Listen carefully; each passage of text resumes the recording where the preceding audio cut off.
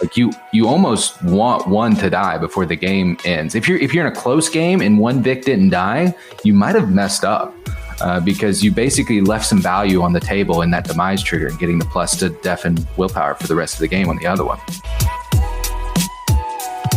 Howdy friends, Craig here. Another deep dive, this time for the Outcast Master Viktoria Chambers, or the VIX. My favorite deep dives are when the guests don't play the keyword exactly the same way, and you're going to find that here with these two guests. We go over how each of them build their crew, what are their key tech pieces, how do they handle different schemes and strategies. We also, of course, cover how much they've changed since 2E.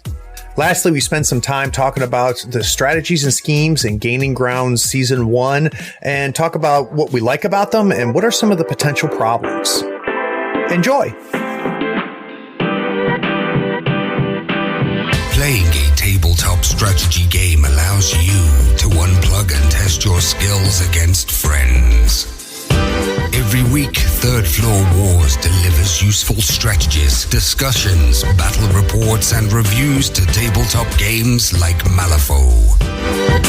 If you want to get better at the games you already play, or discover the games other people are playing, you are in the right place.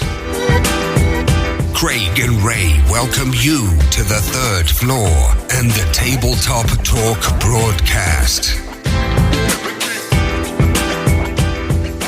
Craig here on the Third Floor. Today we're going to do a deep dive into the Outcast Master Viktoria Chambers and how the Mercenary crew works in Malifaux 3rd Edition.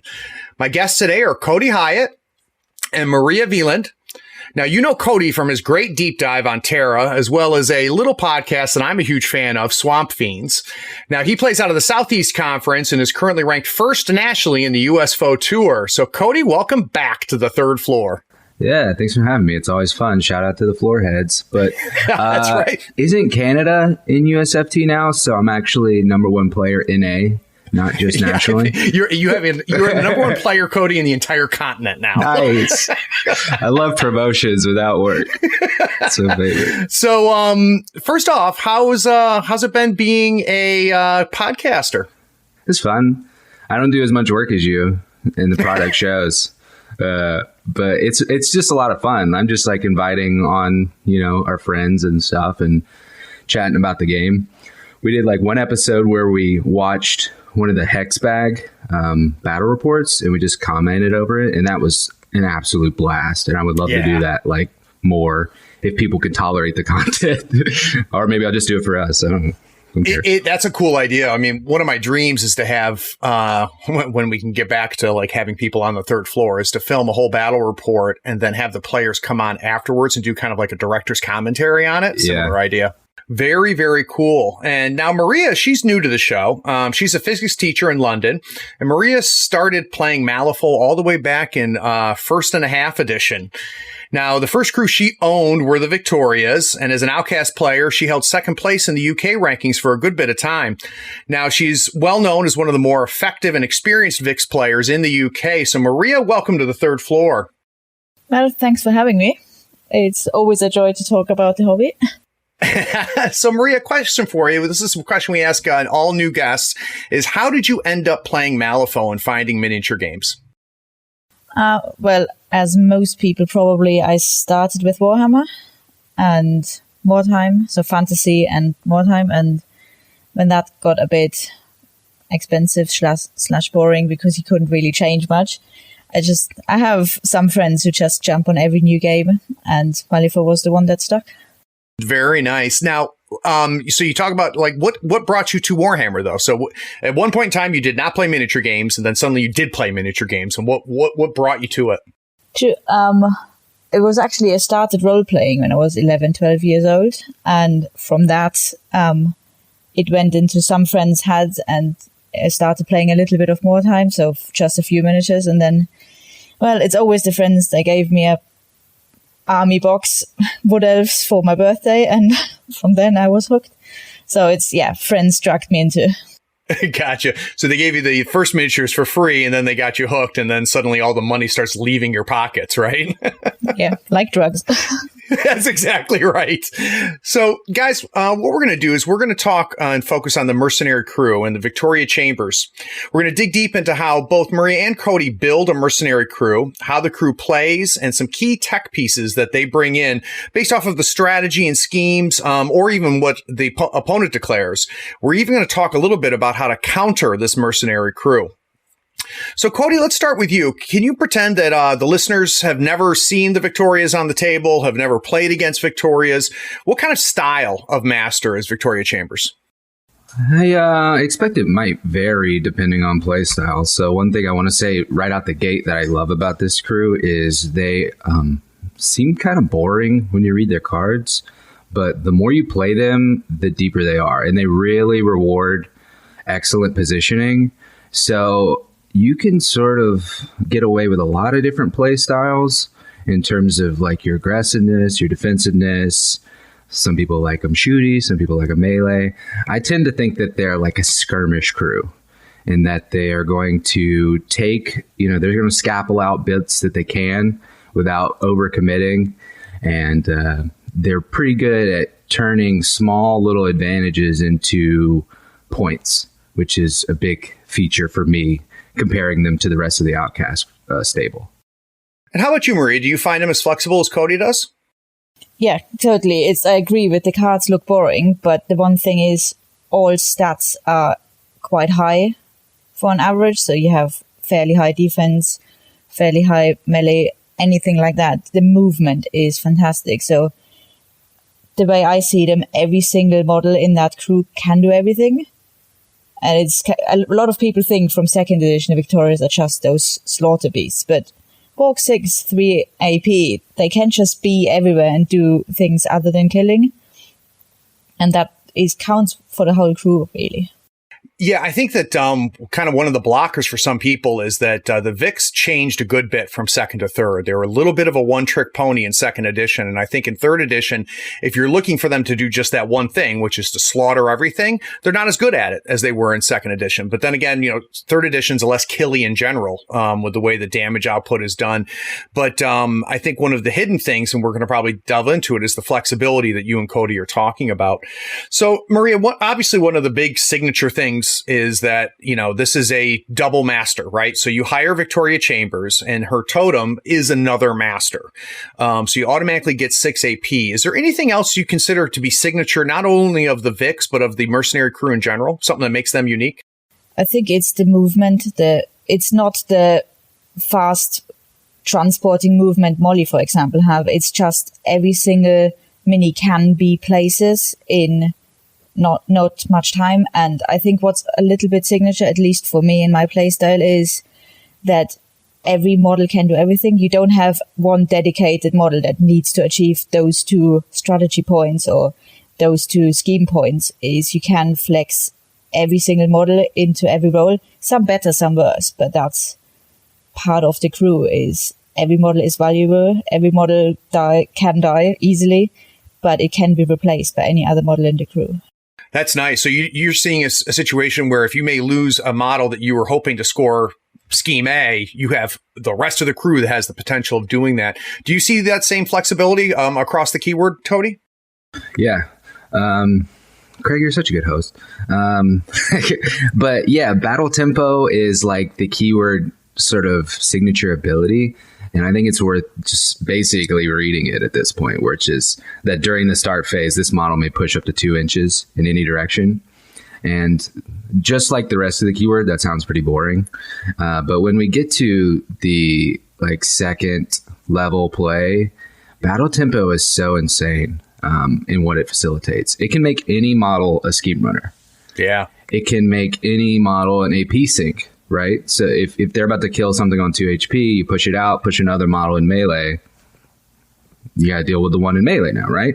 There's just all the untapped vectors that you don't see just looking at the cards is what makes this crew really fun to play. Just like hiding behind a building and then start phase, push out. Now you're in charge range. It makes this crew super flexible right there. And to clarify, Cody, when does that ability take place again as far as timing? Is it the actual start of the turn before any activations occur? After the initiative flip. Okay. Because the beginning of turn phases is you determine initiative and then you resolve any during the start phase effects. And that's nice, too, because then you have the ability and the flexibility to decide how you're going to do those pushes, knowing who's going to go first. Yeah, you can push out of cover and charge with that model first activation, or you can push everything behind stuff. Yeah, that's huge. Now, like we talked about with second edition, obviously their offensive capabilities was the big thing for them in second. And out of curiosity, Marie, because I was not familiar with them in first edition, was that the same thing in first edition? They were just slice and dice killing machines? There were slice and dice killing machines, and as opposed to the last two editions, they also didn't die. You only they were one. So you only got assassinate if both died, and you could, with a very high masks, turn any Ronin into a Viktoria again. Oh, jeez. That sounds terrible. It's in the context of first edition where everything was broken, so it wasn't just that and everything else was normal. But that's funny. So, Cody, let's talk about their offensive capabilities now. We know it's not quite what we saw in second. Yeah, so if you played second, you sort of remember them ignoring everything. They ignore like hard to kill, hard to wound armor, all that stuff. They don't have any of that really on the Vix themselves. So so any sort of reduction is a bad look for them in general. But they still have the stat 7, which is kind of their feature. And they have good triggers. They have a decent damage track. It's like 346, so that's severe is nice. But it's not like there's crazier things in the game, right? You're really sort of leveraging that stat 7 to do things that are guaranteed. I typically don't find that I'm sending both Vix at their master turn 1, which was a thing that was like kind of what they did in second edition. I find myself like taking what I can for free, knowing I have an 11 and a 12. Like, what scheme runner I can kill? Guarantee they can't stop it, and then I can leverage that AP advantage throughout the rest of the game. It's also worth mentioning that their gun got pretty decent relative to the rest of the game. Now they have a bonus action that if they're not within 6 inches of each other, they get a plus flip to the attack on their gun. So you can surprise people a lot, and I have a lot with just that gun, because it has the Parker damage track, so it's 245. So you can really, if you hit moderate on a neg, you're cranking out damage. So now that we got a sense that, granted, the Victorias aren't maybe the killing machines that ignore everything like we saw before, but those damage tracks, especially on the gun, are nothing to laugh at. And the kind of the unspoken thing that's you have to keep in place for all of this is we're talking about 6 AP masters here. We're talking about a double activation masters here. So we don't have just one master with that damage track. We've got 2 models on the table that can both deliver that type of damage. But Maria, what I'm curious about too is what's keeping them on the table. Is there any defensive tech that saves them from being taken off? Soul Stones is the first thing that jumps to mind. So they're okay. Still fragile as they always have been. So their defensive abilities have not necessarily improved that much. The fact that there are 2 and you have to kill 2 and they have a big range and you can choose how to commit them, that is the best defense you have. It's not necessarily anything. There is an upgrade you can take that gives them hard to kill, which in a lot of situations will keep them alive a lot longer. But that is really it. The rest is be careful where you commit them. Don't think you can chuck them into very expensive models or killy masters and expect them to survive. So I'd be curious, Maria, how many stones do you usually bring with them? 7 or 8. 7 or 8. How about you, Cody? My default crew has 9. It's interesting. So I would like to hear your opinion, Maria, because when I started playing the Vix, I was rocking the hard to kill upgrade on both Vix, and also played with Servant a little bit for the extra heal when they kill. But the more I played them, the more I found that having both of the Vix alive at the end of the game wasn't really a win condition. Like, they usually needed to run off and start scheming anyway. So having them alive, taking their extra swings on turn 5 wasn't really doing much for me. And I was investing the 4 stones in the 2 upgrades. And I found that if I just brought the 4 stones, I could use them defensively if I needed, but I could also, if I needed to, hit a bunch of their really nice triggers and convert offensive pressure to defensive pressure. So I don't, what's been sort of your evolution with the upgrades on the Vix? I never take them really, because I always, from first edition, my play style overall is quite aggressive and dismissive. If my opponent focuses a lot on killing the Victorious, then I have all other models to do the schemes and strategies around it. Mm. And if they just throw a little bit at the Victorious, then stones and healing, and they heal by killing other things, keeps them alive. So I don't tend to take the upgrades. I have seen them, and they can be incredibly useful and annoying, but I'm not sure paying 2 stones every single game is really worth it. Yeah, agreed. In the end. So, Maria, I'd be curious. It sounds to me like there's kind of like 2 different types of masters and keywords, or two buckets that I'd put them in. One is a master dependent bucket, which Cody, you talk about what does the board look like? What does the situation look like on a win versus a loss? And for some keywords, if they lose their master, the keyword is in trouble, right? Things start to crumble, and they crumble quickly. I think of Seamus as an example and Red Chapel.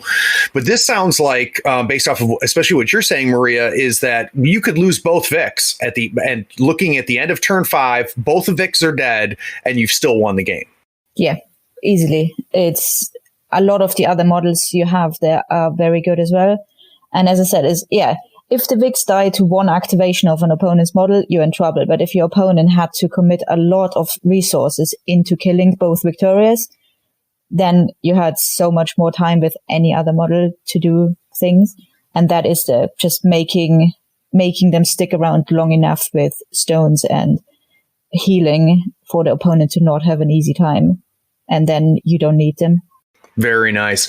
So we've been talking a lot about, all of the other models. So what we're going to do is we're going to take a quick break. When we get back from this break, I want to talk about how both Maria and Cody build a mercenary crew. We're going to talk about what their core crew models are, models that make every list. And then we'll talk about how they flex out to versatile and maybe even out of keywords. So we'll be right back.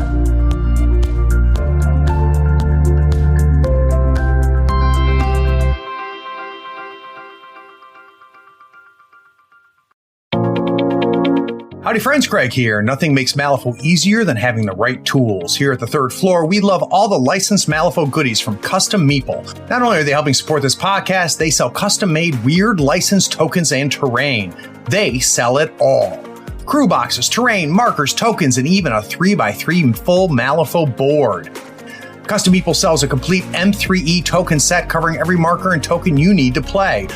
Custom Meeple are the source for the official accessories for Malifaux. Everything is designed by hand and authorized by Weird Games. Check them out at custommeeple.com, that's with 1 M, or follow the link in the show notes. Up your Malifaux game and be sure to tell them Craig from the 3rd floor sent you. If you use the promo code 3rd Floor Friend, all one word, THIRDFLOORFRIEND, you'll get a 5% discount and help support the podcast. It's valid on everything except retail products and playmats. All right, so Maria, generally speaking, I find with these deep dives is that almost everybody has a handful of models that they always hire. Now, the Vix are unique, right? Because the first thing you get is your totem for free, but your totem is the second master. But beyond that, once you've declared Vix, what is the first model that is always going to be in almost every crew you build? I guess the first one I would take, and I think it's one that not everyone would take, is Vanessa. And what does Vanessa do? For the healing. She is the 3rd sister, so she shares some of the rules with the 2 Victorious, but she heals, which is incredibly important for the Victorious. She has very good ranged attacks.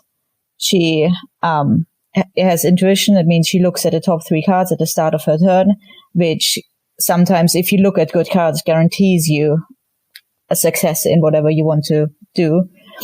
And yeah, she's just generally really annoying, and it's very important for the opponent, depending on the game, to kill her. But in the end, they're not getting that much out of killing her other than making their life later easier. But she herself would not score me any points. but she makes the Victorias able to score more points. So as a healing model, Marie, do you find her spending most of her heals on the Vix themselves? So she's staying close to them? That really depends on the board. As we discussed earlier, the whole crew is so flexible that she can be places if she needs to. She usually hangs around, depending on the board, obviously, but on a standard board, round the back middle.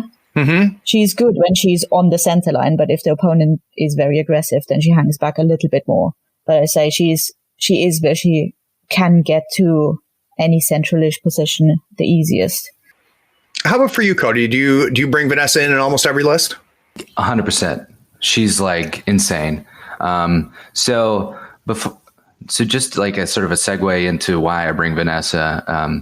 I think that Maria sort of plays Vix as sort of a first master a lot. Like that's, if you want to say it's like her main or whatever, right? For me, Vix is probably like my fourth master.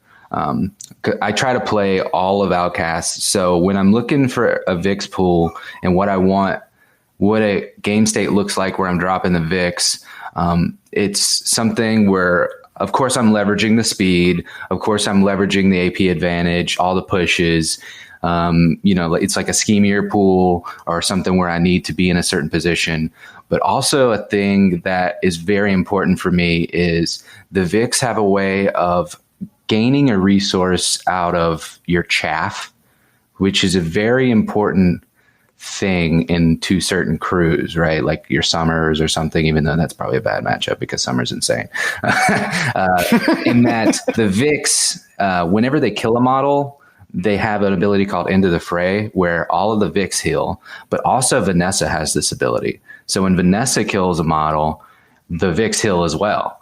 So nice. Not only does Vanessa have this overt heal, she also has an insane gun. And when she kills something, she heals the Vix too, just for, killing. And she has an ability when she's standing on the center line, she becomes stat 8 with her gun and a built-in tome to draw with a surge trigger. So if she gets to the center, she can kill like one of those squishy models. That's also very important. Like she's a great totem hunter. And if she's killing that totem, she's healing the Vix, she's getting her 2 surge triggers. Drawing cards is insanely important because, Outcasts don't have Arcane Reservoir access really outside of Hannah. So we're just drawing a 6. We don't have card draw in the faction really. The Vix have a card cycling trigger, but that intuition is insanely important both for seeing cards, and her surge is very important for drawing cards. And then Into the Fray, she's insane. Like I think she's been in 100% of my games. So out of curiosity, Cody, that center line upgrade she gets by being there is a big deal, right? Having that tome built in, having the stat go up to stat 8, which is pretty gross. What's the decision making there? How much are you willing to risk to put her out there? Or is it just, if the opponent allows me to do it, I'll do it, but I'm not going to push for it? So one of the advantages of playing the Vix is you're risking something either way. Like Maria was saying, if you try to kill the Vix, well, I got other models. You can't really protect everything in this crew. Something's going to die before, the game's over. If it's Vanessa, then it's Vanessa, Right. If it's not, I generally like to put her behind a building. I like to walk focus, put her behind a building where she can battle tempo, walk to the center line turn 2. If that's not an option for me, I feel like I might have misplayed turn 1. Okay. Barring corner deployment, something like that. Yeah. So, Cody, after we hire Vanessa, what is the next guaranteed hire for you? So Big Jake and Ronan are kind of in the same area for me in terms of my next thing I'm looking for. If I'm playing Vix, I'm bringing Big Jake. That doesn't mean that Big Jake goes into every pool, but when I'm dropping the Vix, I'm dropping Big Jake because. And what does Big Jake do for you? So he has Don't Mind Me, but probably more importantly than that is when he dies, he comes back onto, he summons a new copy. It's a new copy, which is very important, which I messed up in beta. It's a summon. So Big Jake comes back on turn 5 within 2 inches, I believe it is, of any friendly model, and he can interact that turn. So something's dying in Vix, right? And if Big Jake dies, you're getting value out of it. So you're laughing. Right. And with schemes like Hidden Martyrs and GG1, stuff like that, he's like a really good pick for that, because that's a scheme where you want something to die, which on its surface seems like a bad proposition. Like, my strategy is that I get model skill. That seems, ugh. But with Big Jake, he dies and you're still getting value out of it. How about you, Maria? Do you bring in Big Jake? Yeah, it pretty much standard all of my games, unless I have a reason that I need the stones more. Because it's, in addition, he also has, you need to cast it, but he can look at the top 2 cards. If I think he needs 6 for that. And you can put the cards either back on top or into this card pool, which is a nice 0 action to do. Because even if it doesn't go off, then you wasted a low card from the top of your deck. Yeah, if it goes off, then... Yeah, and it ties to what Cody was saying, which is you guys are starved a little bit for cards because of the card draw. So even cycling is good for you, and that's something that people don't think about very often when they see something like that ability on Big Jake, and it's got a target number 6, and you've already said to yourself, "I'm just going to top deck this, right? I'm not going to cheat this. If I get it, great. If I don't get it, great." Well, if you flip and get it, there's advantage and benefit to that. But if you flip and don't get it, to Maria's point, you've just gotten rid of a card that's less than a 6. So now you're in much better shape. Maria, is there any other, actually, Cody mentioned the Ronin. Do you bring in the Ronin almost in every crew? And why, definitely. What do the Ronin do for you? They are fast. So in addition to the 2-inch push they have at the start of the turn after initiative, at the start of their own activation, they push another 3 inches. Oh. So they moved 5 inches across the board before their activation. So it's almost like a 3 AP model, just the 1 AP split into movement around. And that gets you into combat, out of combat. That gets you to things you have to interact with before you spend an AP on it. So it's incredibly, they're hard to kill as they always used to be. So their stat line has not changed massively from the past. They are, for scheme runners, fairly hard to get rid of. Right. And if you pitch them against other scheme runners, they usually do quite well in that as well. And so how many do you bring in, Maria, typically? It sounds like 1's guaranteed. Do you find yourself hiring 2 or 3? 2 mostly.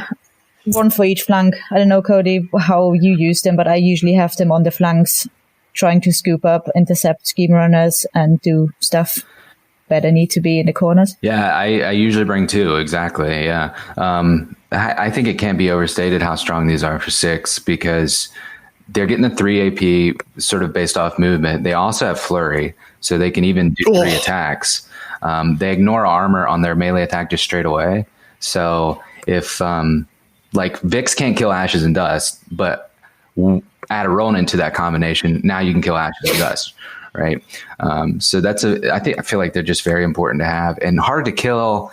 If you had to have me pick which defensive tech I want on my scheme runner, it's going to be hard to kill. Yeah.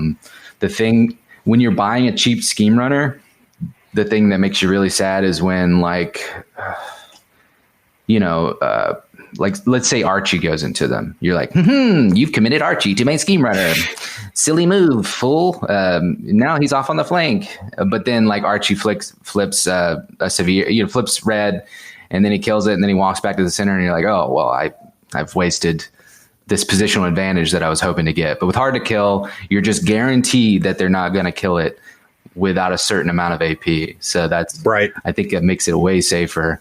And a lot of the games I win, like my Ronin are on 1 HP, but then they drop 3 ski markers while being on 1 HP. Yeah, and it sounds like that they have enough offensive threat that the opponent needs to be very careful about it, right? So it's not the no-brainer scheme runner, I'm just going to run up and pop them with anything because they aren't a threat. They're just fast, where it sounds like with the Ronin, not only are they fast, to say the least, but they're also an offensive threat. So, Maria, after Ronin, is there any other models that make up your core crew? Probably Bishop and Taylor in keyword. So both of them have, Bishop, if you choose a trigger, with Bishop you can choose a suit to add to his trigger. If you choose Rams, he has a min damage of 3, so has Taylor. And with that and the 2 Vics, you bring a crew where 4 models have min damage 3. Ugh. and 3 out of the 4 models have melee stat 7, 1 has 6. So that goes back to my earlier argument. Yeah, feel free to kill the Vix, but then there's Taylor and Bishop standing around doing pretty much the same. And yeah, Bishop's movement, so he has Chain Gang, standard pull a model 3 inches along, move 3 inches himself. That makes any other model faster and himself. And he has 3 AP still. So no brainer there. And Taylor with her rush charge is pretty fast as well. So that is my 4 killing models to start with. And there the opponent has lots of choice to kill any of those. Right. And you've got some redundancy. Yeah. And boy, every single model you two have brought up, I hear movement trick this, movement trick that. And then on top of all of it, we've got the keyword movement trick over. How about you, Cody? Are you bringing in Bishop and Taylor? Yeah. So this is where we diverge. I basically only take Taylor as a ruthless answer if I need them for terrifying, and Bishop just doesn't do it for me. But I think the reason, so I've talked about this on my cast, like there's a play style that I'm like very bad at that it sounds like it's Maria's bag, which is just sort of like a threat saturation play style, which you saw a lot of in 2, like I saw some very good players run this sort of similar style where you're basically leveraging every sort of angle you can and, kill something. I still have these 2 13s in my hand and they're going to hurt regardless of where I put them. Right. That's just something that I'm not particularly good at. I generally play kind of defensive, kind of cagey. I like the Vix because they control space just on the fact that they're move 6 and with the battle tempo. So I'm usually playing on the edges of the board. I'm leveraging the fact that you have to walk charge me and I only have to charge you. Mm-hmm. So Taylor and Bishop don't do it for me because every severe in my hand is going to the Vix. So I find that they don't top deck well. So they're not making the cruise for me. Like I'm fine with a Ronin top decking. Like she's going to push away and she's going to score her schemes. She's going to flurry if she needs to. Bishop, like Taylor, especially, her big advantage is that she's stat 7. So she looks like a Vic, but she has the 2 AP. But if you don't have the severe to make that stat 7 matter, you just can't top deck. Well, it also sounds like, and the stuff that's been mentioned on the pod here before, which is, when you take a threat saturated crew, you have to be very good at it because if you make mistakes, the opponent can capitalize on it. And calling back to something we talked about before with Maria, she's, this is her main, right? And I would imagine, Maria, you have found over time, you've gotten really good at minimizing those mistakes. I would like to think so. It has been a learning curve since 2nd edition because the game has changed for the Victorias specifically a lot. But yeah, I think for me, it is a big threat saturation and I give the opponent the choice. But the good thing is all models can flex into being a scheme runner so well. Bishop with 3 AP and the Victorias, you only have a certain number of 12s and 13s in your hand and the Victorias might need it, but sometimes the Victorias have killed what they needed to kill. The opponent doesn't go anywhere close to them. So they drop scheme markers and my good cards are then available for Bishop and Taylor. Right. So I guess that's where the play style massively diverges because I don't play cagey at all. I play all out aggression in most of my games, which sometimes is my downfall, but mostly it works. It works until it doesn't, right? So Cody, are you hiring any more keyword models or do you start looking at versatile and out of keyword at this point? Yeah, pretty much that's it. And then I start looking for versatile out of keyword. I will bring Bishop and I will bring Taylor. Bishop having the pass tokens trigger is also like super cool. Leveraging activation control can win you games. So I like him for that. It's just he's not a default option for me. So let's talk about versatile models. Is there any versatile models that are very common hires for you, Cody? So my crew that I'm gonna say people are probably gonna dislike, but what I like is, so I'm usually bringing my 2 Ronin, I'm bringing Big Jake, and again I'm playing like a schemey pool generally where I want to be like, I'm bringing Vix over Parker because my models need to stand somewhere. like Parker's there he has like an interact advantage, right? But the Vix have a positional advantage in terms of playing like a schemy crew, and they're not usually making it into the killy pools for me because Levy is like God King Savior of the faction. So when I'm building out the rest of that crew, there's about 16 points of flex, and a second master could come in there fine. But what I found that I like most is Barbaros, interesting, in the versatile slot, and a scavenger. So Barbaros without a scavenger attached is poo-poo. He's very bad. But as soon as you give him fast and focus with the weird device, he heals up the damage he takes. His damage track is very bad unless you're hitting focused attacks. So what Barbaros does for me is he is there to use exactly one card and then die while bleeding. Because all of my severes are going to the Vix. Barbaros gets one, like whatever's in that slot, you're only getting one card, dude. So I want you to get the most advantage out of that one card. So Barbaros is taking like one focused attack into a totem, killing it, and then just black blooding on people while he dies, hopefully slowly, maybe fast. So the scavenger's there so that he can like actually do that job. And Vanessa with a scavenger is also very good. So typically when I'm running this crew, a scavenger, like Barbaros will walk focus, scavenger will make him fast and focus for next turn. Or he'll make Vanessa fast focus for next turn, and then he'll do the other for the other. He'll make the other fast on turn 2 as well. So on turn 2, I have the threat vector of Barbaros going in with a focus attack into a squishy model, or Vanessa raining blast damage on you with potentially 2 focus and fast with that stat 8 gun with the built-in tome, all that good stuff.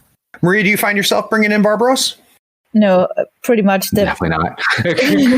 We're running out of stones at this point. So between Bishop and Taylor, that is the points that Cody talked about, those leftover flexible points. Right. And it's Barbaros and a scavenger, but for me it is Bishop and Taylor mostly. That makes sense. That makes sense. My standard 8 models. How about upgrades? So we talked a little bit about the upgrades in the first segment. We were talking about the masters themselves. Do you guys find yourself putting any upgrades on any minions or any other of these models, Maria? No. I don't think I don't think the outcast upgrades are really worth the stones at all. Maybe the terrifying one on a hanged if you play Jackdaw, but in the Victorias, I don't see any of them being worth more than having 2 soul stones available. Gotcha. Same position, Cody? Yeah, they're like, each upgrade in the faction has like 2 models you can put it on in the entire faction. They're all pretty meh. Cody, you mentioned potentially a second hires, right? So you're not hiring Bishop and Taylor, so you've got a little bit more stone flexibility. What's some good second masters you've brought in? Parker and Zip are always good second masters if the scheme pool require, like if you're playing into sabotage, spread them out, leave your mark, that kind of pool.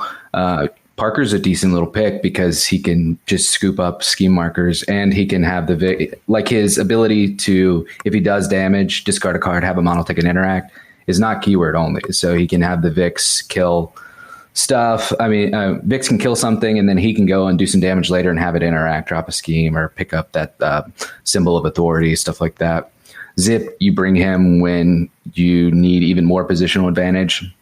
Like I said, I'm not usually having the Vix storm into like a master turn 2, something like that. So if the pool, so in GG1, if there's like a claim jump, leave your mark pool, a lot of people are going to try and play that. And if I ended up with Vix in that pool, I would probably bring in Zip just to run interference for that center, those somebody trying to get score 4 easy center points.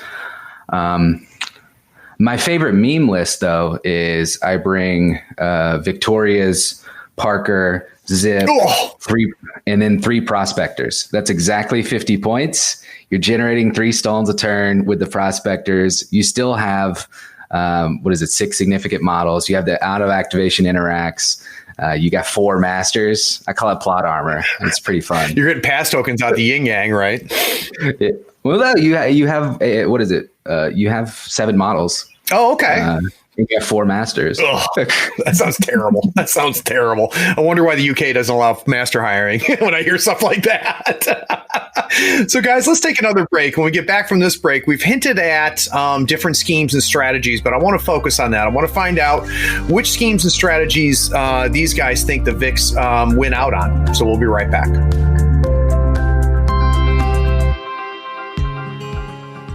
Howdy, friends. Here on the 3rd floor, you'll find us playing Malifaux and other tabletop games using Mats by Mars. Their mats are scratch-resistant, waterproof, wet erase marker compatible, and lighter than neoprene. Their mats use a new material that eliminates almost all glare, which is perfect if you're filming battle reports or you're under some glaring lights. Mats by Mars gives you over 40 designs to choose from. Pick a mat size, pick a print or design, and then choose an overlay for Marvel Crisis Protocol, Star Wars Legion, or even Malifaux 3rd Edition strats and schemes. The overlays will speed up your deployment and the placement of all of your objective markers. Until the end of September 2020, you can use the new promo code 3rd Floor 920 to get a 10% discount on your next order. The promo code is in the show notes. When you place your order, don't be afraid to tell Mats by Mars you'd like a 3rd Floor Wars logo to be put on your mat at no charge. It's the only way to make the best mat in the market even cooler. Again, use the promo code 3rd Floor 920 to get a 10% discount. All the details are in the show notes. One of the things that makes Malifaux different, obviously, is the ability to build your crew once you know what the variable win conditions are. Now, we're in Gaining Grounds 1 right now. So I'd be curious, Maria, of the 4 strategies, is there one strategy that you just love for the Vex? It's probably a toss-up in between Corrupted Ley Lines and Symbols of Authority for me. So quite historically, people would think Vix are good at the very killy strategies, but they are squishy. So they can kill, but they're squishy. So they, for me, shine where killing comes in handy to deny the opponent points. But the biggest thing is that they have to move to spaces quickly and interact quickly while being surrounded by other scheme runners and beaker models they can take off. And that's what those 2 strategies focus on more, is that you have to be at varying places. You have to compete in spaces with the opponent, and if you're the one who can survive that competition, then you come out on top. That's a really good, interesting point, Marie, because we talk about really kind of the mobility, I think, is the big reveal, right? The big change that we see for the Victorias is Victorias were, had mobility tricks back in 2, but now we're seeing it across the board, right? We're seeing an entire crew that has an amazing mobility, and we're seeing a lot of these strategies and schemes in Gaining Grounds 1 have to do with being in a specific place at a specific time. And I like your point of saying, I can make sure that my model's there, and if you're going to compete with me on that space, I'm going to just kill you. Because I do have that type of output. How about you, Cody? What strategies do you see as Vix being a viable choice compared to the other Outcast Masters? Yeah, it's like Maria said. I pretty much agree with Maria. I like, compared to the other Outcast Masters, they most stand out in Corrupted Ley Lines. They are good at symbols, but I feel like they're exceptional at Corrupted Ley Lines because it's one of the few strats in GG1 that actually rewards spreading out. There's a lot of mosh pitting in the current packet, and they're good at that. And then they have their mobility is pushes as opposed to place. Mm-hmm. So you're not hampered by the lodestone being on one of your models. So a Ronin moving 15 inches, if positioned correctly, can walk from one marker to the other. But like your Necropunks can't do that. They can't place. And then above that, they also have the Final Sacrifice where they kill themselves and you get 2 cards or 2 stones. So you can run over to a lodestone. You run the lodestone over to a corner, next turn, kill yourself, and then it just teleports back to the next position you need it. It's super strong. Yeah, they're very good at symbols too, just because. So where I'm taking Vix is. So the point I bring the Vix is when the space on the sides usually matters and not the center, because while they are good at killing stuff, if you get into like a long drawn out skirmish, especially with someone who brought like a slow crew that's really tanky, you're going to find yourself not being able to wade through all that stuff. If if you're in a position where you have to send the Vix into the master to sort of like kill that summoner or, something like that, then that's an option, obviously. But generally I'm taking them when it's like an interacty pool, but where my models need to stand is also the biggest lift, right? So you bring Parker when needing extra interacts is the biggest lift, and you bring Vix when positionally it's the biggest lift. So, Maria, the strategy is corrupted ley lines. You're super excited about that because we've established that the Vix are good into that. What are one or two of the Gaining Ground 1 schemes that you think match up as well? So if we're building your dream pool for the Vix, what are one or two schemes that you think that the Vix excel in? I like Vendetta. I know it's not necessarily that easy to achieve the second point, but I really like it. And it's, the rest, I think one scheme marker, scheme I like. I don't like both because that kind of just takes away too much of the killing AP I need to not get overrun by turn 3. So one of the Search the Ruins, Breakthrough, depending on the deployment zone, any of those, or Search the Ruins doesn't exist anymore, but any of those where you have to have scheme markers around where a strategy might take place anyway. So with one extra leftover AP, you just drop a scheme marker. And the other scheme I like that it rewards either killing or dying. So, Maria, I think there's listeners right now that were surprised to hear Vendetta was the first one that you brought up. Can we dive into that a little bit more? So why, what is generally an unpopular scheme, what is it about the Vix that makes Vendetta something that you like? I take it quite often, not always, but quite often on either Vanessa, because she can, with looking at the top cards and anything else, get a decent damage drop on the model I pick. And then finishing off that model with the rest of the crew is usually not a big problem. Keeping her alive, that is anything in that crew difficult, but it's challenging, and it needs to look at the opponent's crew. If the opponent's crew is just set out for killing, winning by killing, then obviously Vendetta is a very, very bad choice. But if my opponent can't really get to Vanessa because they don't have the mobility or the guns that ignore any type of cover or ignore line of sight, then it usually works. And if it doesn't work, then the opponent, if I run Vanessa away to try and save her, the opponent has to put in a lot of resources. I might not score that second point, but I should be able to score other points or deny the opponents other points because it's a trade of resources. And that's something for everybody to keep in mind is that sometimes, the second point might be hard to get. But to Maria's point, if you've got the opponent having to sink a ton of AP to prevent that second point, then you're still coming out potentially with a win. How about you, Cody? What are some schemes that you just love to see? Breakthrough and Spread Them Out are the two that I'm mainly looking for. Breakthrough is really speaks to Vix because it's interacty and it's positionally important. While Spread Them Out, Parker can do because he's getting schemes when he kills models. But Vix are also very good with Spread Them Out. Like Sabotage is down a few rungs in terms of the scheme marker schemes I'm looking for.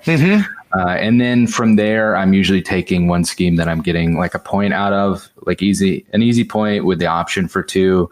So Hidden Martyrs is like a good example of that with Big Jake and Vanessa. Big Jake's going to die. I'll just take that 1 point. If Vanessa, Maria and I find ourselves in the same position after scoring the first point with Vendetta and Hidden Martyrs, right? We both have to keep Vanessa alive for our second point. But scoring the first point, I think, is easier because I just had to walk Jake to the middle and let you kill him. Leave your mark, maybe, just because leave your mark is so easy and everyone's going to take it this season. I mean, yeah. So I'd be curious, Cody, if I'm on the other side of the table from you and I find you declare Vix and I look at the pool, is there anything that I should just stay away from? So is there anything that the Vix hard counter? You don't want to pick a Ronin for a named scheme. Like you don't want to declare Vendetta on a Ronin because I might accidentally kill her just because I'm like, I need 2 soul stones. And then you're like, oh, dang, you just accidentally stole 2 points from me. Same for vendetta or take prisoner on a Ronin, something like that. So stay away from those name schemes. How about you, Maria? Is there schemes that you've seen your opponent declare that it turns out that they just can't score because of the Vix? Not quite as extreme, but what I find is people look at the Vix, they look at the number of health boxes, which is very low, and think, oh, assassinate is incredibly easy. And I found it's incredibly easy to get 1 point by just killing the Vic. Making the Vic survive on less than half wounds until the end of the turn with the amount of healing I have, with anything that goes on, that either I decide, okay, she's gonna die, so I'm not even gonna stone, you just kill her outright, so you only score 1 point. Or sometimes Vanessa comes in, the Viktoria's kill something, and she always bounces back over half wounds. So getting that first point can be, depending on the crew, incredibly difficult. Yeah, I could definitely activation advantage. Right. And I would imagine, Maria, too, it's in the pool, right? So you start seeing them go in hard and try to and get them below half and then kind of stop. That's your signal, right? And then now you're in a situation where you've got a ship ton of healing. And then this is the key point, I would think, as well, as all of that mobility, right? So once they've revealed that, or you've hinted that they've got that assassinate, or even they scored the first point on you, you can then get out of dodge and really do a great job of potentially blocking that first. How about you, Cody? Do you think it's dangerous to take assassinate against the Vix? I think you could get a point out of it, like Maria said, but like outcasts don't have a lot of agency in preventing that first point anyway. Like you can get it on Levy, you can get it on Parker, you can get it on a lot of our masters. The second point is where it becomes pretty tricky.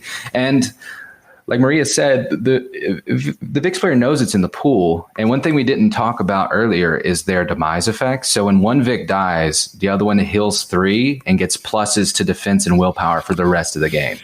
So if assassinate's in the pool and your opponent likes to take it, you can send in your totem Vic and have her, swing a couple times, hit a couple ram triggers, do some AoE damage, and then be like, well, what are you going to do? Not kill her?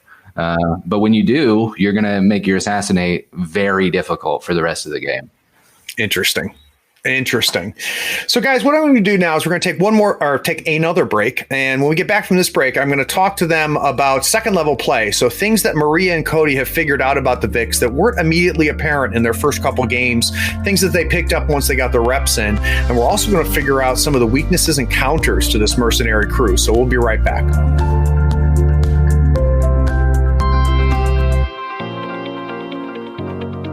Hi there, this is Owen from the Nova Open, and I am a $5 patron of Third Floor Wars because I love supporting the whole Malifaux community.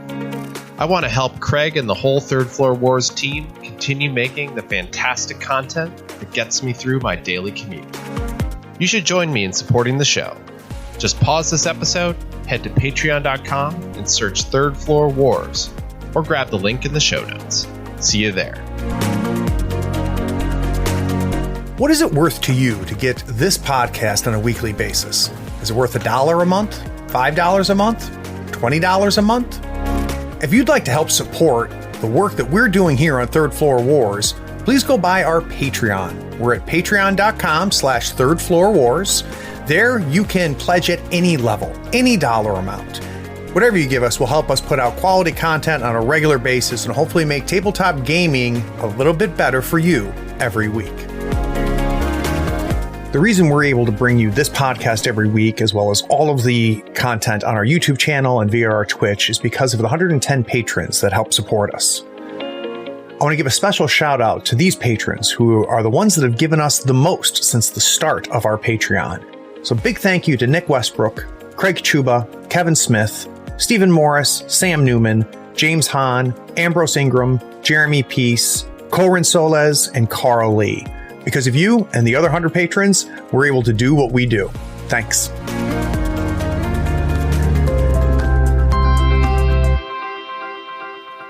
So this is always my favorite segment on every deep dive. I like to find out things that are hidden, that when you just read the cards, when you just started to learn the crew, you're not going to notice, but you figure out as you go later. So Maria, as somebody who's put in a lot of games with the Vix, what are some things in third edition, when you started playing them in third, you didn't really figure out until you got in several games?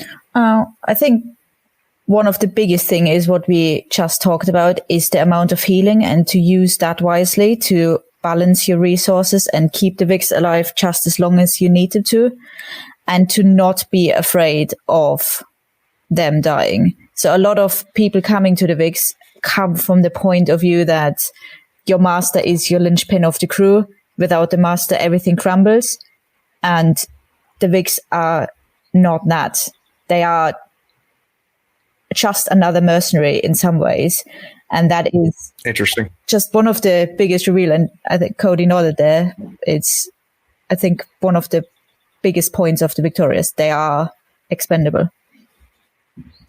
Well, and you guys have both talked about the flexibility of the crew, which means that you guys can shift gears, right? As the game state changes, as things are shifting, sounds like the mercenary crew can switch gears. Did you find that hard to do initially, Maria, or are they so flexible that it's easy to go from I'm going to go to kill to scheme and back and forth? It's a big change because I played so much Victorious in second edition, where it was just the kind of kill first and then think about the schemes. And that was one of the bigger changes, is like, you don't kill first anymore. You need to do both. And that's the third edition in general, but it's also for the Vix. Killing is not plan A anymore. It's part of your toolbox, but it is a toolbox, and that shifting. So it means with the Victorious, I think to play them really well, you need a lot of practice in different scenarios. If you use them like I use them, if you use them like Cody used them for a very specific reason, then it's probably easier. If you want them to do everything, you need to be incredibly flexible and respond to what your opponent's doing. Yeah. How about you, Cody? What are some things that new Vix players aren't going to see that they'll figure out as they get more reps in? Yeah, the healing is definitely a thing that you don't have to be too flummoxed about having to kill something that's blocking your way, because you're going to get a resource out of it. You're getting the heals. And definitely, I agree with Maria. It's a thing that I really stunk with in the beginning, which was like, I was bringing the hard to kill upgrades. I was bringing a bunch of stones. I was bringing prospectors because I wanted more stones so I could survive even longer. But then at some point, I'm just like, wait, if one of these dies, that's a resource.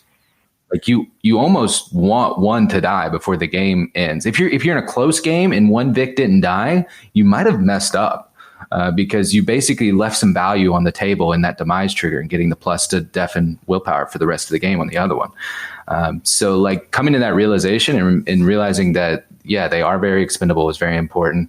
But also I'll add the Sisters in Spirit ability is something that you basically structure your turn around sometimes. So that's the ability that lets, when one Vic activates, the other one can place base to base with the one that activated, right? So you can get yourself out of dodge and you can open up all kinds of different attack vectors with that ability.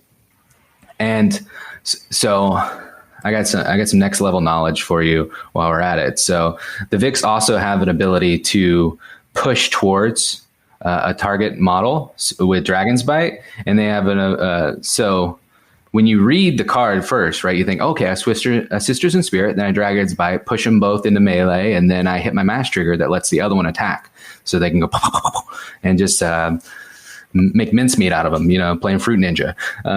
But someone on the Outcast Discord, I'll shout out, so James DFS actually did the math. So if you Sisters in Spirit, you can only be 42 millimeters away from the target to be able to use that ability to push both of the Vix and have them both in melee. That's because when you place base to base, you have to place perpendicular, and then you have to push towards the target. So for 30 millimeter, you have to be 42 millimeters away. For a 40, it's 47. And for a 50, it's 52 millimeters away. So you basically have to be right on top of them for that to actually work. Right. So that's some next level play that doesn't actually work. I mean, you kind of have to use Sisters in Spirit for setting up the second activation rather than thinking, okay, I'm going to Sisters in Spirit. I'm going to push them into melee. I'm going to hit the mass triggers. I'm going to discard a card, companion in the other one. They're going to swing 3 times. I'm going to do 12 attacks. Yeah. It doesn't really work. Well, and that's a great example, Cody, and it happens to everybody where when you're sitting there on the couch going through cards, you start living the dream, right? And then when you actually put the models on the table, you're like, oh, crap, this might not work. One thing I thought was interesting about what you said, Cody, about if one of those Vix doesn't die, I might have screwed up. I would imagine that, if you've allowed the opponent not to see one of those Vix as such a threat that they have to be dealt with, that they have to be taken off, you have played things wrong. Does that sound right? I think so. I'm usually playing the corners and stuff like that, but yeah, I would rather a Vic die than Vanessa, maybe, in terms of my in-game strategy and what's gonna actually transition into points. Usually I just need one alive to score those schemes, but yeah, if your opponent's not threatened by the Vix, then you definitely you lost a crew selection. Interesting. And Maria, now we've already established that you are playing the Vix very aggressively. You're using a threat saturation type build. Are you finding it the same way? Like if I have both Vix on the table at the end of the game, I may have lost this game. Yeah, unless it's a easy win, then blowout. Right. Yeah. But unless you're playing like Barney or something, right? it depends. If I flex into the Vix really running for schemes and sacrifice Taylor and Bishop instead, then the Vix might not die. So it's more reacting to the table. Sometimes the Vix is just, oh, I need to get over there. Well, 18 inches of move can get me there, can get me anywhere. And then the Vix are not actually anywhere where the opponent can threaten them. And it's not to keep them safe. It's just because they have to do something where I want them. And the opponent could not kill them where they were. And that's the... So I'm going to ask a tough question of you, Maria. And the reason it's tough is because it's such a contextual question. But with the style that you're talking about, to be successful, you have to be putting on pressure, and you have to be the one that's deciding where that pressure is, right? If you're coming in with a threat saturation and it's your opponent that's deciding where the pressure's going, you've lost. So when you're in that situation and you're looking at a crew, and again, this is a toughie, so it'll be more like high level theory. How do you decide where you're going to put that pressure? What are some things that you look at on the other side of the table and go, I've got a ton of tools here to slam things down your throat. Here's where I'm going to decide where to go. In the beginning of third edition, it was like, I don't know that model. I don't know what it does. It's probably better than, which is maybe not the best strategy, but it's models that I know can surprise me. They are either quite flexible in movement themselves. So if it's a slow moving beater, I know, okay, if I stay away, it's fine. If I go in, I might hold them up. But if models that can be anywhere at any point, that can pull out the last minute ski marker somehow, those models are usually high up on my target list. And the models where I know, okay, they're for killing. They're going to do what they do. Whatever I throw at them, they're going to kill it. But those models that were in the last turn is like, well, and then I do this, and this, and suddenly I score 2 points. God damn it. So things I might not see coming directly, but I know they're possible. If I take that model out in the beginning, then it's not going to happen. And that is my highest priority, is the pressure is where the kind of flexible and Swiss Army knife models of my opponent are my targets at the beginning. So let's shift gears a little bit, Maria, and I want to talk about weaknesses and counters. So as a Vix player, what are things that the opponent can do or things that the opponent can bring that really make your job hard? What are things you don't like to see happen on the other side of the table? 2 things, levy and armor. So let's talk through Levy first. It's just, he is the perfect counter for the Vix in my experience. He doesn't need to be that close with the right cards in his hand, and it doesn't even have to be that brilliant cards because he gets positives to anything. he can just take out a Viktoria in one activation without putting himself anywhere close to danger. Not that even if he's in, he's not in danger because he easily comes back. I have nothing to stop the mice abilities other than killing them twice, which is not easy with Levy.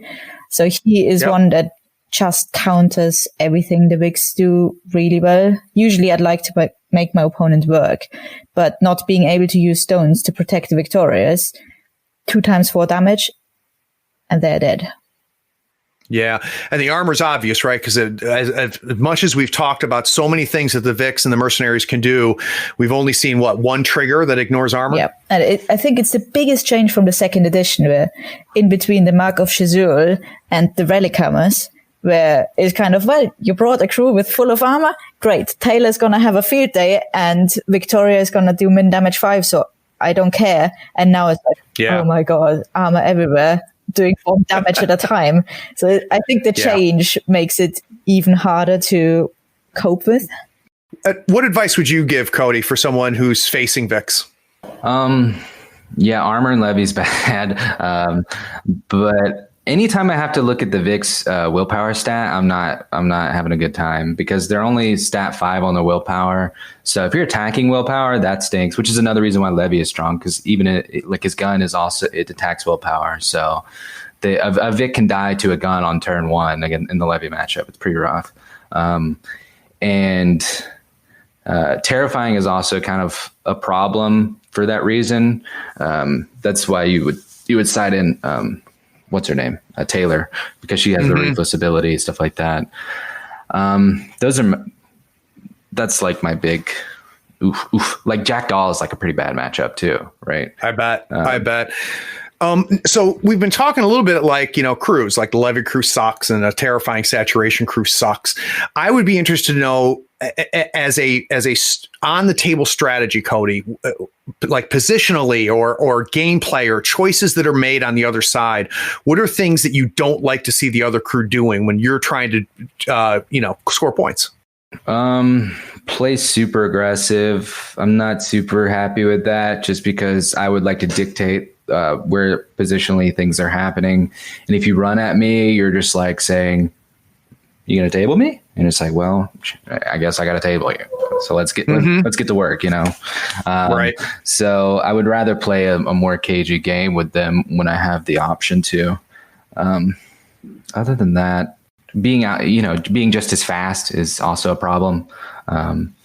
Just if move 6 isn't enough to sort of leverage some sort of AP advantage, then you're kind of in a rough spot. Has there been any play, Maria, that you've seen where somebody really, made some plays or made some moves that, exposed something that's potentially some weaknesses in the mercenary crew? Yeah, I think a lot of teleport and transport abilities where, as Cody said, if you're faster than the Viks, like different faster, but faster, that really exposes them not being able to cope. And one thing that is also you need to be very careful with is the chip damage that comes from Black Blood and all of those abilities. Poison. Yeah. All of that, because nothing in the mercenary crew has many wounds. They rely on their defensive stats maybe a little bit more than just the number of wounds. And that is, so playing against Kirai or Jackdaw and everything you do, and then you take a damage, that just ramps up very quickly. And that is, you need to then change play style quite quickly, cut your losses, play for schemes as much as possible, and prevent the opponent from scoring without having to attack them too much. Very nice. So guys, what we're going to do is we're going to take one more break. When we get back from this break, we're going to take advantage of the fact that because of COVID, everybody is still pretty new to Gaining Grounds 1. And I want to talk to both of these guys about the strats and schemes. I want to find out what their thoughts are on them and ask some very specific, potentially controversial questions. We'll be right back.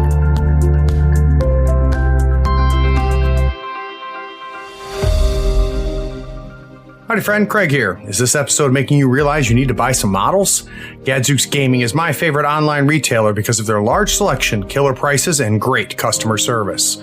Don't you hate buying an entire crew box when you only need one model? Gadzooks sells crew box models individually and saves you a ton of money. They even have free shipping to the US and Canada if you spend $100 or more. Swing by GadzooksGaming.com and make sure you tell them Craig from the Third Floor sent you. All the details are in the show notes.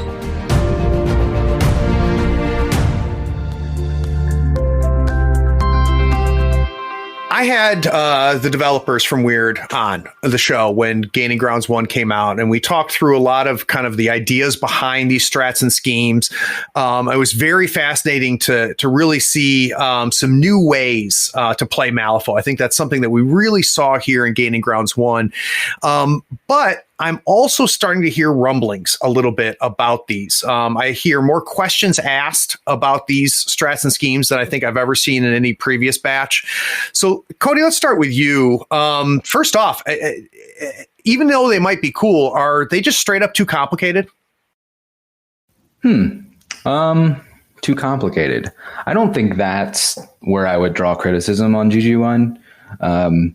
Like corrupted ley lines is probably the most complicated in the packet, but I think it's actually one of the best in the packet in terms of, like playability and like something. So I think one of the biggest benefits of Malifaux is that the schemes make it where the matchup doesn't matter as much, right? Because you want a packet that when you generate a new pool, the game feels fresh because this is a smaller game and you want to be able to play against your buddy 15 times, Dreamer versus Jackdaw or something, And Corrupted does a pretty decent job of that because you have to spread out and it's not just a mosh pit in the middle. Like the first place I would draw criticism in GG1 is Public Enemies because it's like even worse Reckoning. It's like a dead strat and I hate it. But let's stop right there, Cody. So one of the things that was talked about with Public Enemies is we want to make Reckoning better. And why do you think it's worse? It's way worse. I mean, it's patently worse. I talked about this on your GG1 episode a bunch, so I don't want to complain about it too much. But basically, you can build a crew where your opponent can't score more than 2 points without tabling you starting, right? Just on the list creation perspective. And then you add in the fact that models have to survive to the end of the turn. If you generate 3 points, and they only need 2, they still have to spend all the tokens. There's just a lot of points that you get left on the board where I think it's just a strat where you score 1 or 2. And if you score 4, it's because they surrendered on turn 2. Like, it's not a strat that has differentiation in that it can, the difference in the score reflects the difference in your skill with the opponent. So, Maria, one of the things that I've heard talk about is, people, I don't understand the strat, or they have to read the card 3 or 4 times, to try to get their heads around it, or it's being misplayed. Some of these strats are being misplayed because people made assumptions about it. Do you find the strats too intricate, or do you like what these new strats brought? I completely agree with Cody. You need to get your head around, you need to read, but you have a whole rule book and each model has a lot of rules on there as well.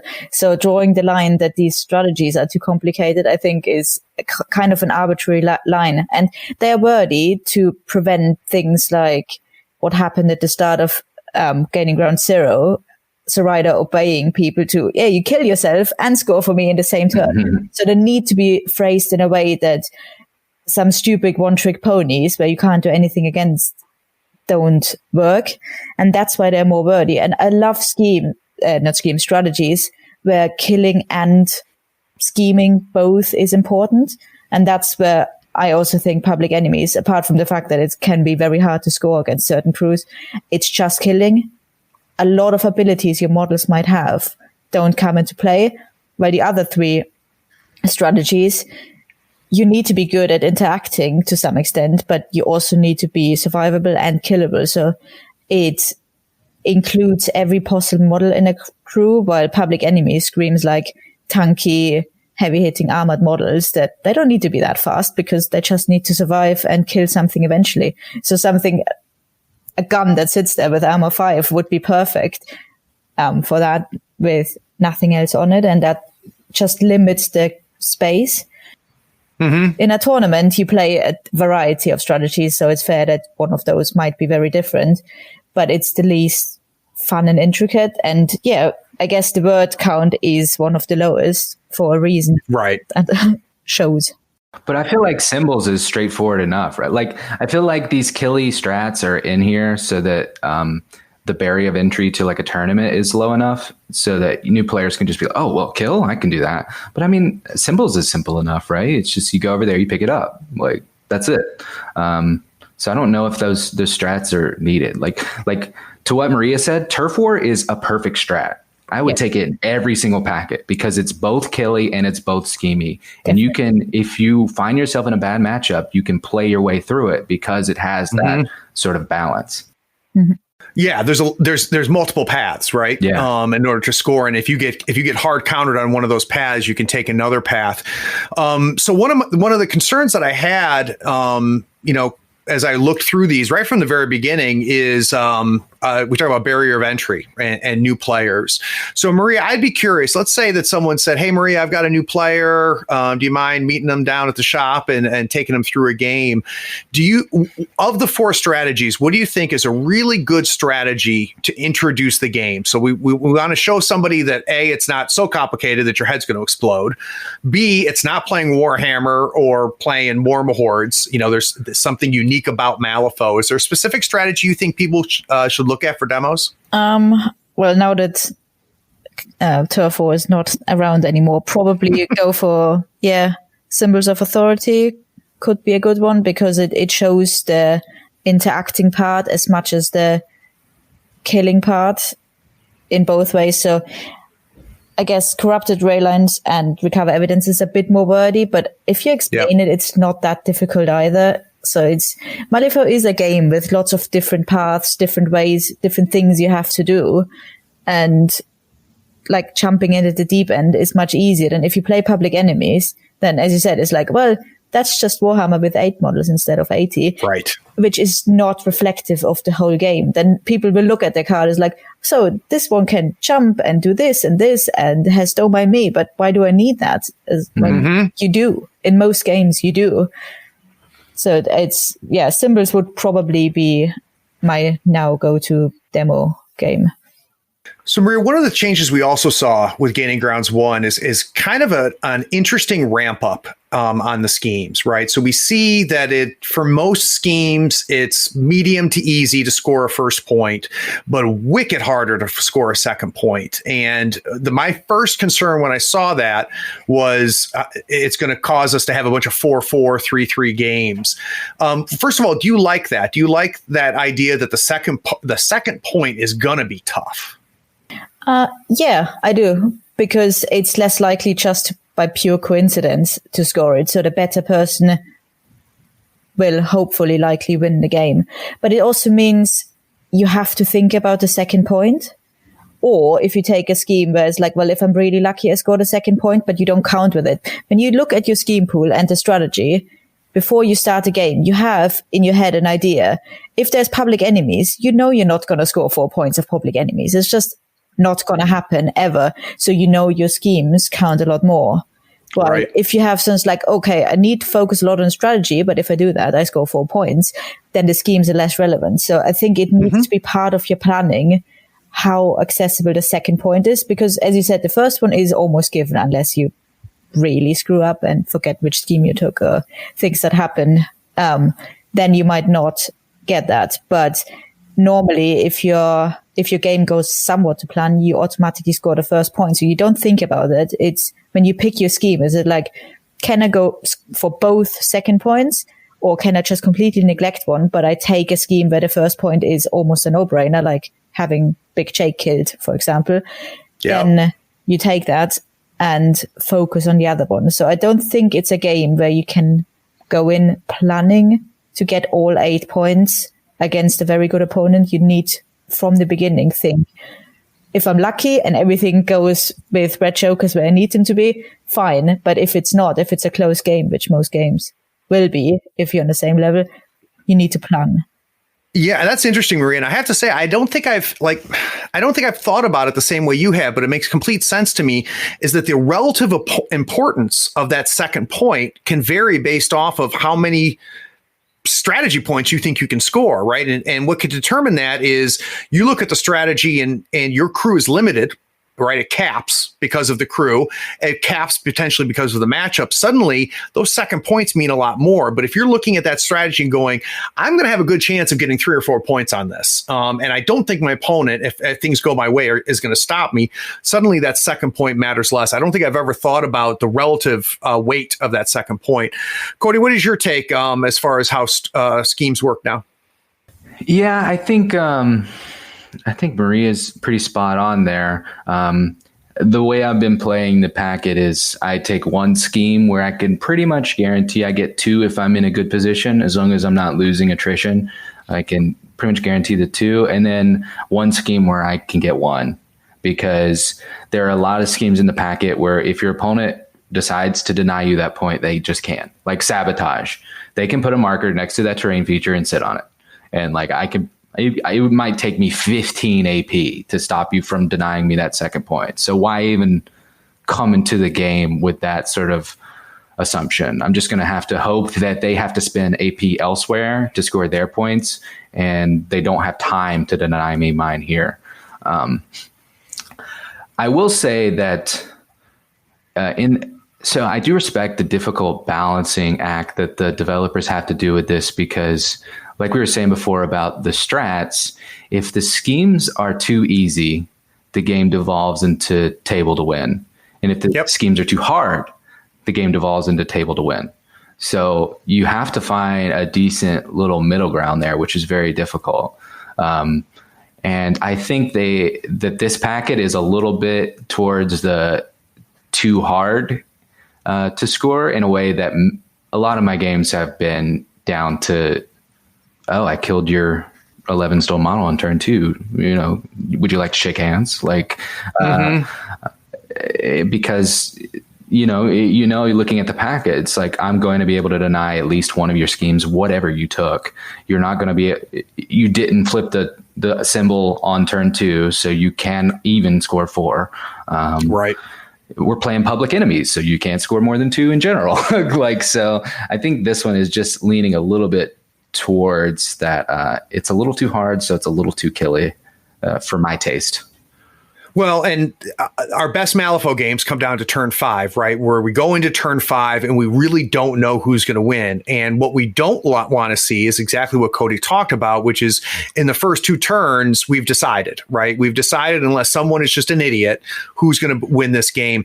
Marie, do you find this edition, Gaining Grounds 1, more like what Cody's talking about, where who's going to win is determined earlier in the game than usual? I think that probably is true for still Gaining Ground 0 as well. It depends so much on crew selection. If my opponent takes some linchpin model they need, if I take that model out early enough, then most games are going to crumble. And it's also, I think it's a little bit about redundancy in some ways, because I don't even remember which model it was. One of the Titania models I played, that was the first game I played against her. I killed a model. And then after the game, I said, yeah, you killed her because that was my model to achieve that scheme. I didn't even know that. It was the first time I played against her. But it's like, if you have one specific model, that's the only model that can achieve something, it will be very hard if you lose that model. So I guess it is much harder, and killing is quite important, but killing is not as easy as it used to be for a lot of crews.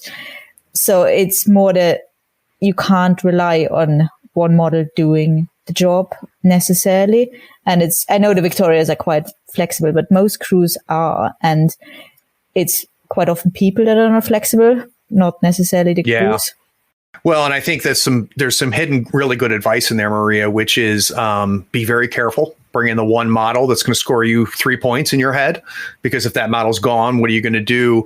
And having that redundancy, and you're also, are kind of pumping up the VIX a little bit, because one of the points that both of you made is that all the models can score. All the models are threats in their own way as far as scoring points.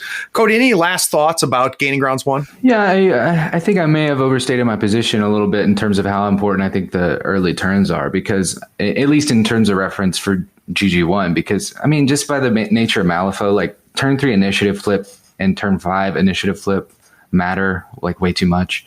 But that's just how the game works. But I think at GG1, there is a lot of like games that come down to my turn 5 initiative flip because of like Catch and Release, Vendetta, Claim Jump, Tank Prisoner. All of these are reliant on you having the last activation turn 5. So that initiative flip has got a little too important for my taste. And turn 3 is also very important because it feels more killy in general too.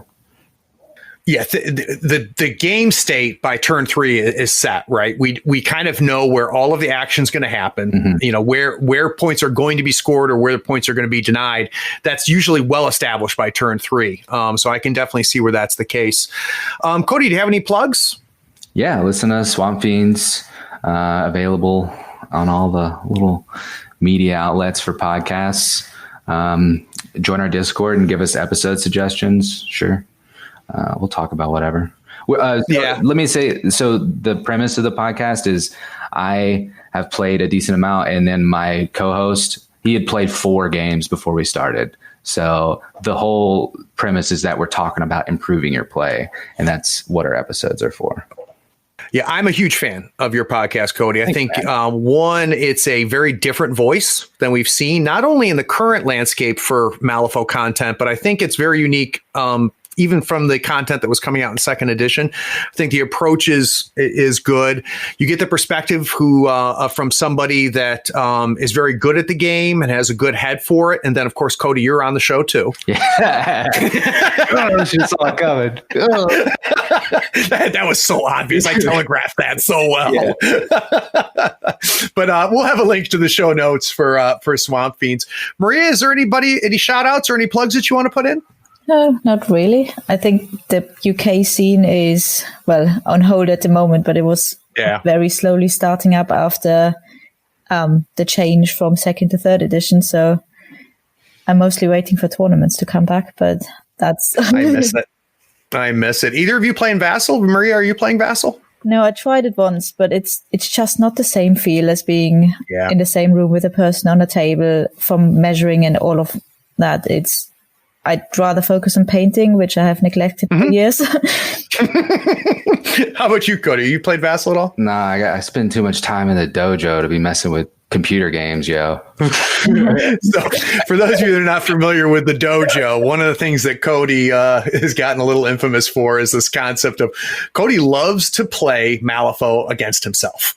It's what I call the kitchen table strategy for Cody. So, well, guys, I appreciate you both coming on. I think this was very interesting. I was really, I'm not hearing a lot about the VIX, so I was very excited to have this episode to kind of reveal to everybody that there's value in this crew. And part of the reason I think that we haven't heard a lot about the VIX is because Levy exists, Zip exists, and Zip is very good in very specific situations. It's nice to hear that there's play here. And for those of you that stuck around to the end, thanks for listening. Be sure to follow us on Facebook, Twitter, YouTube, and Twitch so you don't miss the avalanche of content we create. Links are in the show notes. Be sure to check out our shop on thirdfloorwars.com for the latest in gaming apparel and gear. There you'll also find the latest information for the US Faux Tour. Find out where you rank in your conference or even in the entire United States. Get those models built, painted, and ready so we can see you at the next US Faux Tour Masters event. Please take a moment to write a review of this pod on your favorite platform. Rating and reviewing helps us find more listeners almost as cool as you are. Be sure to share this feed with all of your friends who love tabletop gaming. Thanks for listening.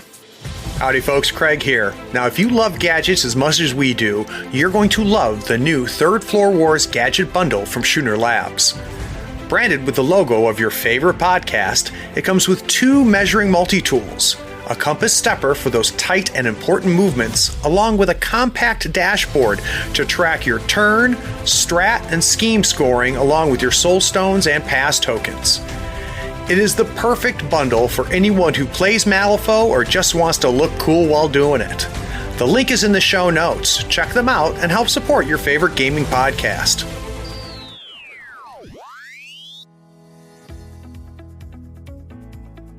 All right. Maria, have you played the Von Stuck matchup? I think it was my second ever game against the proper crew. Yeah, so I did play it, but I don't really remember. I mean, I haven't played it, and I was just wondering if it is as bad as it seems. No, it definitely reads bad on paper. That's I think for me, mostly how good the opponent is has a big impact than the crew that I actually fielding. Sure. And is kind of having played the von Stuck matchup against someone who said, "Oh, this is my third game of Malifaux." Like, well, I have no idea what the going to do, because my first game against Tara was an 8-0 tabling on my side, so I won 8-0. But it's not because the Vics are great or I'm that great. It's just my opponent had no idea what Tara does and just run around and had them killed one by one. Yep. So it's all right. We're going to bring it back. I think I'm going to start with you, Cody. And I'll then we'll just toss back and forth in the conversation. All right.